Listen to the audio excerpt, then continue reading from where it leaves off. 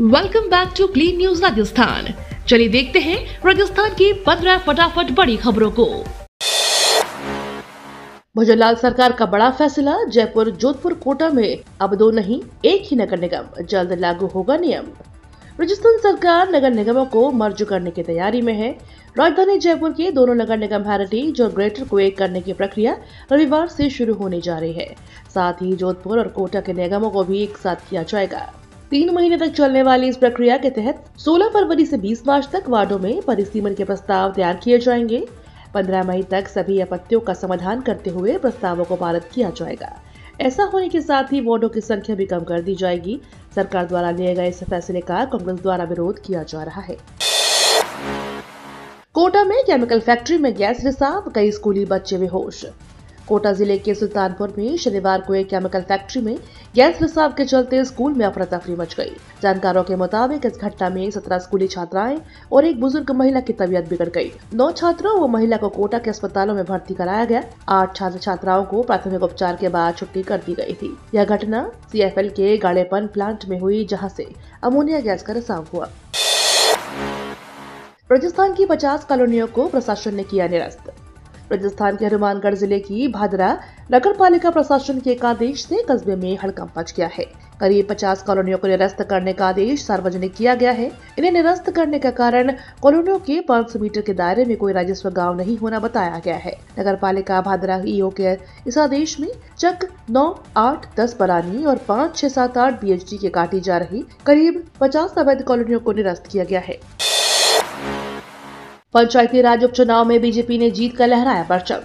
राजस्थान में हुए पंचायती राज उपचुनाव में भाजपा ने शानदार प्रदर्शन किया है। पंचायत समिति और जिला परिषद चुनावों में जनता ने भाजपा पर भरोसा जताते हुए विकास की राजनीति पर मुहर लगाई है। बीजेपी ने पंचायत समिति 16 में से 10 सीटों पर जीत दर्ज की है, जबकि जिला परिषद की 3 में से 2 सीटों पर भी भाजपा ने परचम लहराया। भाजपा की इस जीत को मुख्यमंत्री भजनलाल शर्मा सरकार के विकास कार्यों और प्रधानमंत्री नरेंद्र मोदी के नेतृत्व में जनता के विश्वास के रूप में देखा जा रहा है। किसानों के प्रदर्शन को कांग्रेस का समर्थन।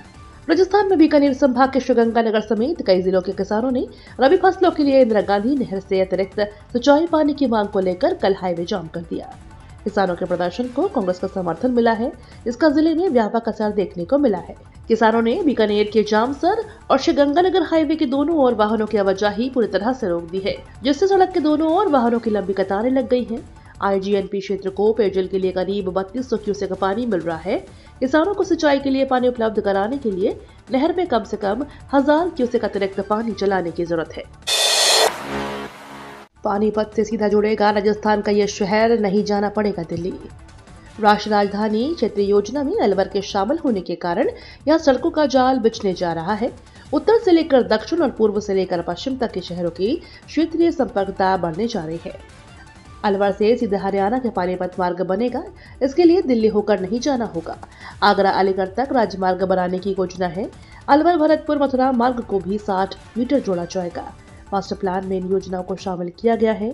NHAI, PWD आदि विभाग इन कामों को धरातल पर उतारेंगे। पर्यटकों के लिए अच्छी खबर, राजस्थान में यहाँ बनेगा NCR का सबसे बड़ा चिड़ियाघर। NCR का सबसे बड़ा चिड़ियाघर अलवर में बनने जा रहा है। इसके लिए सरकार ने 2 करोड़ रुपए मंजूर कर लिए हैं। वन विभाग इसी माह में टेंडर करने जा रहा है, जिसका निर्माण तमिलनाडु के चेन्नई स्थित जू आरिंगनार अन्ना जूलॉजिकल पार्क की तरह होगा। पहले चरण में इस कार्य पर 25 करोड़ रुपए खर्च होंगे। चिड़ियाघर 95 हेक्टेयर में बनेगा। इसके लिए सरकार ने 35 हेक्टेयर सिवायचक जमीन कटिघाटी व जयसमंद के आसपास दे दी है। इस जू में 150 से ज्यादा जानवरों की प्रजातियां होंगी। 5वीं और 8वीं की बोर्ड परीक्षा का टाइम टेबल जारी। प्रारंभिक शिक्षा विभाग ने शनिवार को 5वीं और 8वीं बोर्ड की परीक्षा का टाइम टेबल जारी कर दिया। इस बार 8वीं बोर्ड की परीक्षा 20 मार्च से शुरू होगी, जबकि 5वीं बोर्ड परीक्षा 7 अप्रैल से शुरू होगी। 8वीं की परीक्षा का समय दोपहर 2 बजे से शाम 5:20 तक है। 5वीं की परीक्षा का समय सुबह 8 बजे से लेकर 10:30 बजे तक किया गया है। विद्यार्थी 50% या इससे अधिक दिव्यांग होने पर प्रश्न पत्र हल करने के लिए 1 घंटा अतिरिक्त समय मिलेगा। 15% या इससे अधिक विकलांगता पर शुद्ध लेखक तय होगा। राजस्थान सरकार ने ई-वाहनों के लिए 200 करोड़ रुपए की सब्सिडी का किया ऐलान। राजस्थान सरकार ने इलेक्ट्रिक व्हीकल पॉलिसी 2022 के तहत 200 करोड़ रुपए का ई वाहन प्रमोशन फंड शुरू करा है। यह योजना फेम टू दिशा निर्देशों के अनुसार बनाई गई है। इसमें राज्य जीएसटी की वापसी और एक मुश्त अनुदान दिया जाएगा। यह सब्सिडी 1 सितंबर 2022 या उसके बाद खरीदे गए और राजस्थान में रजिस्टर्ड इलेक्ट्रिक वाहनों पर लागू होगी। हालांकि सब्सिडी राज्य में खरीदी गए वाहनों पर ही मिलेगी। जयपुर में पुलिस का सख्त एक्शन।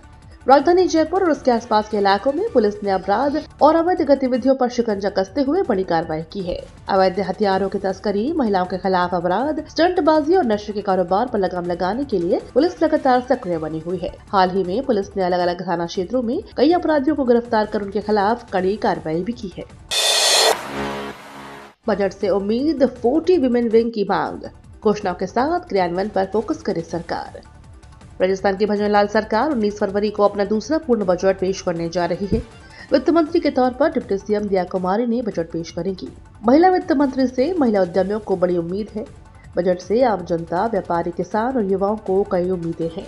खासतौर पर महिला उद्यमियों को इस बजट से विशेष योजनाओं की आस है। Federation of Rajasthan trade and industry के विमेन विंग ने भी सरकार के सामने अपनी मांगे रखी है। पीएम मोदी ने कतर के अमीर तमीम बिन हमद अल थानी को दिया निमंत्रण। कतर के अमीर तमीम बिन हमद अल थानी प्रधानमंत्री नरेंद्र मोदी के निमंत्रण पर 17-18 फरवरी को भारत की राजकीय यात्रा पर आएंगे। विदेश मंत्रालय के बयान में कहा गया है कि अमीर के साथ एक उच्च स्तरीय प्रतिनिधिमंडल भी आएगा। इससे मंत्री, वरिष्ठ अधिकारी और एक व्यापारिक प्रतिनिधिमंडल शामिल होगा। आपको बता दें, यह कतर के अमीर तमीम बिन हमद अल थानी की दूसरी भारत यात्रा होगी। इससे पहले वे मार्च 2015 में भारत आए थे। राजस्थान में पल पल बदल रहा मौसम।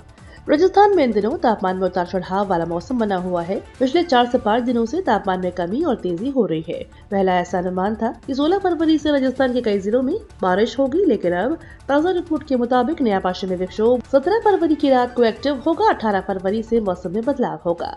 जो नए हालात बने हैं, मौसम विभाग के मुताबिक 16-17 फरवरी को तापमान में और बढ़ोतरी होने की संभावना है। खाटू श्याम का लक्खी मेला 28 फरवरी से 2 जिगजैग रास्तों से होकर गुजरेंगे श्रद्धालु। राजस्थान के खाटू श्याम जी में लखतादार बाबा श्याम का 12 दिवसीय फाल्गुनी वार्षिक लक्खी मेला 28 फरवरी से शुरू होगा। मेले में आने वाले श्रद्धालुओं को खाटू श्याम तक पहुंचने के बाद तकरीबन 8 किलोमीटर पैदल चलना होगा। इसके बाद ही लखतादार श्याम प्रभु के दर्शन होंगे। श्री श्याम मंदिर कमेटी संपूर्ण मेला क्षेत्र की व्यवस्थाओं की तैयारियों में जुटी हुई है। इन सभी व्यवस्थाओं के पुलिस और प्रशासन के अधिकारी समय समय पर देखरेख कर रहे हैं। आवासहीन परिवारों को मिलेगा 1,20,000 रुपए का अनुदान, सीएम भजनलाल का तोहफा। मुख्यमंत्री भजनलाल शर्मा के नेतृत्व में राजस्थान सरकार ने एक अहम पहल की है। इसके तहत विमुक्त, घुमंतु और अर्ध घुमंतु समुदाय के आवासहीन परिवारों को स्थायी आवास प्रदान किया जाएगा। मुख्यमंत्री घुमंतु आवास योजना के तहत ऐसे परिवारों को 1,20,000 रुपए तक का अनुदान मिलेगा, जिससे उनके जीवन में नया सूरज चमकेगा। ये तो थी राजस्थान की बड़ी खबरें। रोजाना सबसे पहले अपडेट पाने के लिए क्लीन न्यूज राजस्थान को अभी सब्सक्राइब करें।